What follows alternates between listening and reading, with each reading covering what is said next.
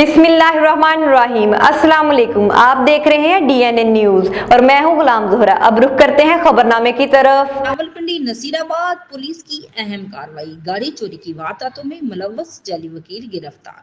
लाखों रुपए मालियत की 2 चोरीशुदा गाड़ियां बरामद। मुलजम शफीक ने जैली कार्ड तैयार कर रखा था और अपने आप को वकील जाहिर करता था। मुलजम कबल अज़ा गाड़ी चोरी के मुतअद्दिद मुकदमात में रिकॉर्ड याफ्ता है। गिरफ्तार मुलजम को ठोस शवाहद के साथ चलाने अदालत करके करार वाक़या सजा दिलवाई जाएगी। SOP पुटहार। शहरियों के जानो माल पर हमला करने वाले मुलजम कानून की गिरफ्त से नहीं बच सकते।